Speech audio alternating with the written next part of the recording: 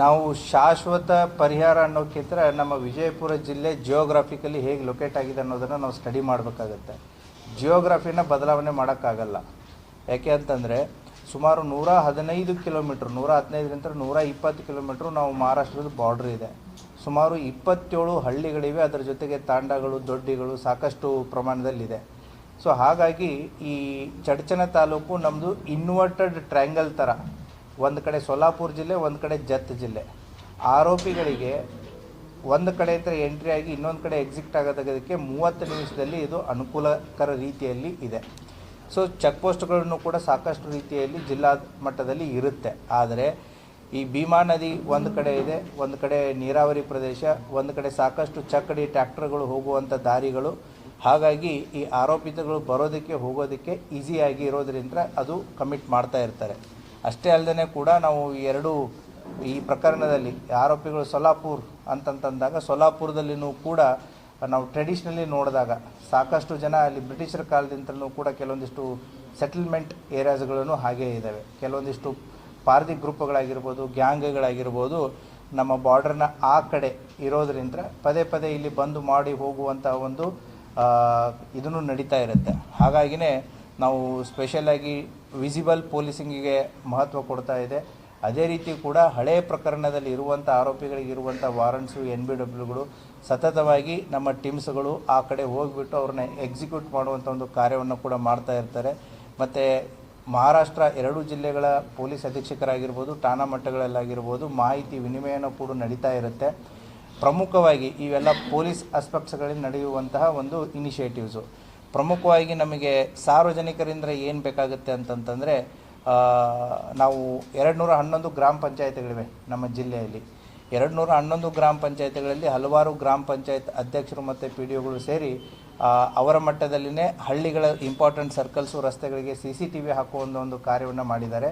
ಹಾಗಾಗಿ ಎಲ್ಲ ಜಿಲ್ಲೆಯ ಎಲ್ಲ ಪೊಲೀಸರಿಗೂ ಕೂಡ 211 ಗ್ರಾಮ ಪಂಚಾಯತ್ ಅಧ್ಯಕ್ಷರು ಮತ್ತು PDOಗಳಿಗೆ ಭೇಟಿಯಾಗಿ ಒಂದು ನಮ್ಮ ರಿಕ್ವೈರ್ಮೆಂಟನ್ನು ಅವರಿಗೆ ಸಬ್ಮಿಟ್ ಮಾಡಿ, ಸೊ ದ್ಯಾಟ್ ಈ ಬರುವಂತಹ ಕೆಲವು ತಿಂಗಳುಗಳಲ್ಲಿ ಪ್ರಮುಖ ಹಳ್ಳಿ ಸರ್ಕಲ್ಸು, ರಸ್ತೆಗಳಲ್ಲಿ CCTV ಹಾಕಿದರೆ ಭಾಳ ಅನುಕೂಲ ಆಗುತ್ತೆ. ಅದೇ ರೀತಿಯೂ ಕೂಡ ಪಬ್ಲಿಕ್ ಸೇಫ್ಟಿ ಆ್ಯಕ್ಟ್ ಅಡಿಯಲ್ಲಾಗಿರ್ಬೋದು, ಮತ್ತು ಹಲವಾರು ದಾಬಾಸ್ ಆಗಿರ್ಬೋದು, ಬಾರ್ ಆ್ಯಂಡ್ ರೆಸ್ಟೋರೆಂಟ್ ಆಗಿರ್ಬೋದು, ಹೋಟೆಲ್ಸ್ಗಳಾಗಿರ್ಬೋದು, ಅಂಗಡಿ ಮುಗ್ಗಟ್ಟುಗಳಾಗಿರ್ಬೋದು, ಕಾಂಪ್ಲೆಕ್ಸ್ ಆಗಿರ್ಬೋದು, ಸುಮಾರು 50 ಲಕ್ಷಕ್ಕಿಂತಲೂ ಹೆಚ್ಚು ಖರ್ಚು ಮಾಡಿ ಮನೆ ಕಟ್ಟಿರ್ತಾರೆ.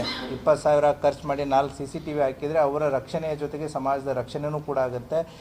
ಈ ಪಾಯಿಂಟ್ ಆಫ್ ವ್ಯೂದಲ್ಲಿ ನಮ್ಮ ಜನರ ಸಹಕಾರ ಭಾಳ ಅತಿ ಅವಶ್ಯಕವಾಗಿದೆ. 1 ಇಯರ್ ಬಿಫೋರ್ ನಮ್ಮ ಜಿಲ್ಲೆಯಲ್ಲಿ ಸುಮಾರು 6ರಿಂದ 7,000 CCTVs ಇತ್ತು. Today it has reach to 22,000. So ನಮ್ಮ ಟಾರ್ಗೆಟ್ ಏನು ಅಂತಂತಂದರೆ ಅಟ್ಲೀಸ್ಟ್ ಈ ವರ್ಷ ನಮ್ಮದು ಅದು 75,000ಕ್ಕಾದರೂ ರೀಚ್ ಆಗಬೇಕು ಅಂತಂತೇಳಿ. ಸೊ 1 CCTV ಏನಾಗುತ್ತೆ ಅಂದರೆ 3 ಜನ ಪೊಲೀಸರ ಕಾರ್ಯವನ್ನು 24/7 ಮಾಡಲಾಗುತ್ತೆ. ಆದ್ದರಿಂದ ಸಾರ್ವಜನಿಕರ ಸಹಕಾರನೂ ಕೂಡ ಇದರಲ್ಲಿ ಪ್ರಮುಖ ಪಾತ್ರ ವಹಿಸುತ್ತೆ. ಒನ್ ಆಸ್ಪೆಕ್ಟ್ ಪೊಲೀಸಿಂಗ್ ಇರುತ್ತೆ, another aspect what safety we can take from our side. This 2 aspect should run ಪ್ಯಾರಲಲಿ. Suspect movements ಅದೇ ಹೇಳಿದ್ನಲ್ಲಮ್ಮ ಆಲ್ರೆಡಿ. ಫಸ್ಟ್ ಆರೋಪಿದು ಯಾವುದು ಕೇಸುಗಳು ಕಂಡು ಬಂದಿಲ್ಲ, 2ನೇ ಆರೋಪಿದು ಒಂದು ಕೇಸು ಕಂಡು ಬಂದಿದೆ. ಮತ್ತು ಇನ್ನೂ ಒಂದೇನು ಅಂತಂತಂದರೆ ಜನರಲಿ ಇಂಡಿ ಟೌನು ಮತ್ತು ತಾವು ಆಲ್ಮೇಲ್ದಲ್ಲೂ ಕೂಡ ನೋಡಿದಿರ ಒಂದು ಚೈನ್ ಸ್ನ್ಯಾಚಿಂಗಿಗೆ. So we are hopeful that will give you the result in next 3-4 days. ಅದು ಕೂಡ ಆಗುತ್ತೆ. ಆಮೇಲೆ ಸಾರ್ವಜನಿಕರು ಒಂದು ಅಬ್ಸರ್ವ್ ಮಾಡಬೇಕಾಗಿರೋದು ಪೊಲೀಸ್ ಪಾಯಿಂಟ್ ಆಫ್ ವ್ಯೂದಿಂದ ನಾವು ಅವ್ರಿಗೆ ಹೇಳೋದೇನು ಅಂತಂತಂದರೆ, ಅರ್ಲಿ ಮಾರ್ನಿಂಗ್ ಆಗಿರ್ಬೋದು ಅಥವಾ ಈ ರೀತಿ ನಾವು ಇವೆಲ್ಲ ರಾಬ್ರಿ ಅಫೆನ್ಸಸ್ಗಳಲ್ಲಿ ಬರೋರು ಯಾವ ರೀತಿ ಬರ್ತಾರೆ ಅಂದರೆ, ಒಂದು ರೀತಿ ಸ್ಪೋರ್ಟ್ಸ್ ಬೈಕ್, ಯುನಿಕಾರ್ನ್ ಆಗಿರ್ಬೋದು, ಪಲ್ಸರ್ ಆಗಿರ್ಬೋದು, KTM ಆಗಿರ್ಬೋದು. ಅವ್ರು ನಾರ್ಮಲ್ ಹೀರೋ ಹೋಂಡಾ ಸ್ಪ್ಲೆಂಡರ್ಗಳಲ್ಲಿ ಬರೋದು ಕಷ್ಟ, ಯಾಕಂದ್ರೆ ಸ್ಪೀಡ್ ಕಡಿಮೆ ಇರುತ್ತೆ. KTM, ಪಲ್ಸರು, ಯುನಿಕಾರ್ನು ಸ್ಪೀಡ್ ಪಿಕಪ್ಪು ಚೆನ್ನಾಗಿರುತ್ತೆ, ಸ್ಪೋರ್ಟ್ಸ್ ಬೈಕ್ಸ್ ಥರ. ಮತ್ತು ಕೋವಿಡ್ ಮುಗಿದು ಎಷ್ಟೋ ವರ್ಷ ಆಗಿದೆ, ಮಾಸ್ಕ್ಗಳು ಹಾಕ್ಕೊಳ್ಳೋದು ಕೂಡ ಜನರ ಸಂಖ್ಯೆ ಕಡಿಮೆ. ಹೆಲ್ಮೆಟ್ ಹಾಕ್ಕೊಂಡ್ರೆ ಅದು ಬೇರೆ. ಸೊ ಮಾಸ್ಕ್ಗಳನ್ನ ಹಾಕ್ಕೊಂಡು ಅವರ ಮುಖ ಕಾಣಲಾರ್ದಾಗೆ sports shoes, black jacket, black pant, ಮುಖಚರ್ಯೆಯನ್ನು ಎಲ್ಲಿ ಎಕ್ಸ್ಪೋಸ್ ಮಾಡಲಾರ್ದಾಗೆ ಓಡಾಡ್ತಾ ಇದ್ದರು ಅಂತಂತಂದರೆ ಅವ್ರ ಬಗ್ಗೆ ಒಂದು ಸ್ವಲ್ಪ ಸಾರ್ವಜನಿಕರು ಕೂಡ ಅದನ್ನು ನಮಗೆ ಮಾಹಿತಿ ಕೊಟ್ಟರೆ, ಅಥವಾ ಸಾರ್ವಜನಿಕರು ಅವರ ಚಲನವಲನಗಳ ಮೇಲೆ ಗಮನ ಇಟ್ಟರೂ ಕೂಡ ನಮಗೆ ಇಂಥ ಇನ್ಸಿಡೆಂಟ್ಸ್ಗಳನ್ನು ಪತ್ತೆ ಮಾಡೋದಕ್ಕಾಗಿರ್ಬೋದು ಅಥವಾ ಅವಾಯ್ಡ್ ಮಾಡೋದಕ್ಕಾಗಿರ್ಬೋದು ಅನುಕೂಲ ಆಗುತ್ತೆ. So these are learnings for every one. 27 ಹಳ್ಳಿಗಳು ನಮ್ಮ ಮಹಾರಾಷ್ಟ್ರ ಬಾರ್ಡರ್ಗೆ ಸಂಬಂಧಪಟ್ಟವು. ಈಗ ನೀವು ಹೇಳಿದ 7,000ಕ್ಕಿಂತ ಹೆಚ್ಚು CCTV ಅದು ಬಾರ್ಡರ್ ಅಲ್ಲ, ನಮ್ಮ ಜಿಲ್ಲೆಯಲ್ಲಿ ನಮ್ಮ ಜಿಲ್ಲೆಯಲ್ಲಿ 7,000 ಈಗ 22,000 ರೀಚ್ ಆಗಿದೆ. ರೀಚಿಂಗ್ ಅದು ಸುಮಾರು 200 ಬಟ್ ಸೇಮ್ ಒಂದು ಸಲ ಮಹಾರಾಷ್ಟ್ರ ಬಾರ್ಡರ್ ಅವ್ರ ಗ್ರಾಮ ಪಂಚಾಯತ್ ಕೊಟ್ಟು ಇದೇ ಹೆಚ್ಚಿನ CCTV to help you both that is what the coordination ಆಗ್ತಾ ಇದೆ. ಆ ಕಡೆನೂ ಕೂಡ ಇಬ್ಬರು ಎಸ್ ಪಿಗಳನ್ನು ಕೂಡ they are very young, they are also doing it. Atul Kulkarni is S P Solapur ಇದ್ದಾರೆ, ಈ ಕಡೆನೂ ಎಸ್ ಪಿ ಸಾಂಗ್ಲಿನೂ ಇದ್ದಾರೆ. So the coordination is there. But ಇದೇನು ಅಂತಂತಂದರೆ ಅಂತಾರಾಜ್ಯ ಬಾರ್ಡರ್ ಇರೋದ್ರಿಂದ ಆರೋಪಿಗಳು ಆಗಿರ್ಬೋದು, ಕ್ರಿಮಿನಲ್ಸ್ಗಳಾಗಿರ್ಬೋದು, ಈ ಕಡೆಯವರು ಆ ಕಡೆಯವರು ಈ ಕಡೆ ಅಫೆನ್ಸ್ ಮಾಡೋದಾಗಿರ್ಬೋದು, ಅಥವಾ ಈ ಕಡೆಯವರು ಆ ಕಡೆ ಅಫೆನ್ಸ್ ಮಾಡೋದಾಗಿರ್ಬೋದು. So this challenge is there for the police and we are working on it. ಮಾಡ್ತಾರೆ. They will also do it. ಹಾಕಿದ್ದಾರೆ ಸರ್, ಇನ್ನೂ ಹಾಕಿ. They will also do it. Sir, ಇನ್ನೊಂದು ಈ ಮೊನ್ನೆ ಇತ್ತೀಚೆಗೆ ಬಂಗಾರದ ಅಂಗಡಿಗಳ ವ್ಯಾಪಾರವನ್ನು ಪ್ರತಿಭಟನೆ ಮಾಡಿ ಇಲಾಖೆ ಮೇಲೆ ಕೆಲವು ಇದು ಮಾಡಿರ್ತಾರೆ, ಅದ್ರ ಬಗ್ಗೆ ಪೊಲೀಸ್ ಇಲಾಖೆ ಎಲ್ಲ ಕಡೆನೂ ಇದ್ದೇ ಇರುತ್ತೆ. ಈ ರೀತಿ ಘಟನೆಗಳಾದಾಗ ಪೊಲೀಸ್ ಇಲಾಖೆ ಸೀರಿಯಸ್ ಆಗಿ ಮಾಡಿಬಿಟ್ಟು ಅದೇ ಏನು ಅಪರಾಧ ಮಾಡಿದಂಥ ಆರೋಪಿಗಳನ್ನು ಈಗ ಪೊಲೀಸ್ನವರು ನಿಂತರ ತಪ್ಪಿಸ್ಕೊಳ್ಳೋಕೆ ಹೋಗೋಕ್ಕಾಗಲ್ಲ. ಪೊಲೀಸ್ನವರು ಇದನ್ನು ಸೀರಿಯಸ್ ಆಗಿ ತೊಗೊಂಡು ಅವ್ರನ್ನ ಸಂಪೂರ್ಣವಾದಂತಹ ಏನು ಕಳ್ಕೊಂಡಿದ್ರು ಅದನ್ನು ಸಂಪೂರ್ಣವಾದಂಥ ಪತ್ತೆ ಮಾಡಿಕೊಟ್ಟಿದ್ದಾರೆ. ಅದೇ ಜನ ಇವಾಗ ಪೊಲೀಸರಿಗೆ ಏನು ಧನ್ಯವಾದಗಳನ್ನ ತಿಳಿಸ್ತಾ ಇದ್ದಾರೆ. ಸೊ ದಟ್ ಈಸ್ ಯಾವಾಗ ಸಾರ್ವಜನಿಕರಿಗೆ ತೊಂದರೆ ಅಂತ ಇದ್ದಾಗ ಪೊಲೀಸ್ ಇಲಾಖೆ ಇದ್ದೇ ಇರುತ್ತೆ.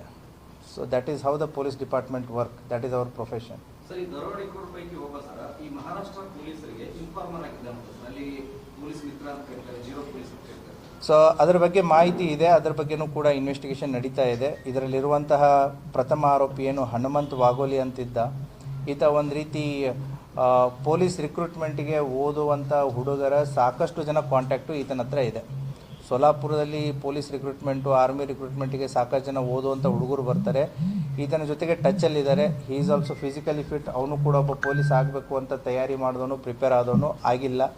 ಬಟ್ ಏನು ಅಂತಂತಂದರೆ ಪೊಲೀಸ್ ಎಕ್ಸಾಮ್ಸಿಗೆ ಓದುವಂಥ ಹುಡುಗರ ಸಂಪೂರ್ಣವಾದಂಥ ಒಂದು ಕಾಂಟ್ಯಾಕ್ಟು ಇದೆ. ಅವರ ಸಹಾಯದಿಂದ ಏನಾದರೂ ಸೋಲಾಪುರದಲ್ಲಿ ಮಾಡಬೇಕು ಅನ್ನೋಂಥ ಒಂದು ಪ್ಲ್ಯಾನ್ ಮಾಡ್ಕೊಂಡಿದ್ದ, ಬಟ್ ಅದು ಸಕ್ಸಸ್ ಆಗಿಲ್ಲ.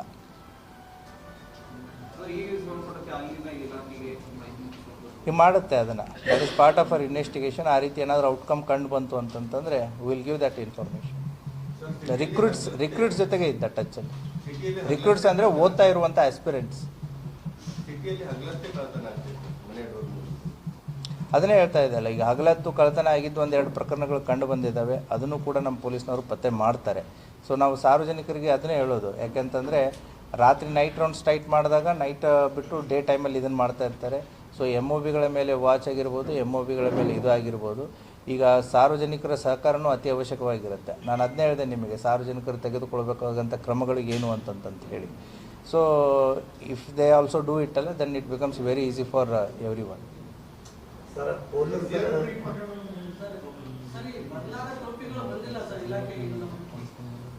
ಎಲ್ಲ ಕಡೆ ಒಮ್ಮೆ ಸಪ್ಲೈ ಕೊಡೋಕ್ಕಾಗ್ತಾ ಇಲ್ಲ.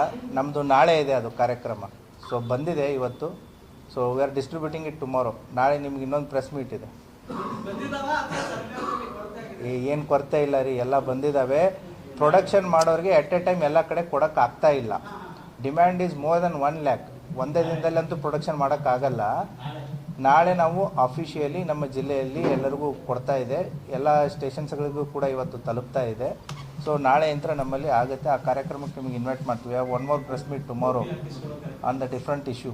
ಹೌದಾ? ಮನೆಗೆ ಪೊಲೀಸ್ ಅಂತ ಹೇಳಿದ್ರೆ ಎಷ್ಟು ಕೇಸ್ ಸಿಕ್ಕರು, ಎಷ್ಟು ಎಲ್ಲಿ, ಎಷ್ಟು ಜಿಲ್ಲಾದಂತ ಎಷ್ಟು ಮನೆ ಹೇಳ್ತೀರಿ?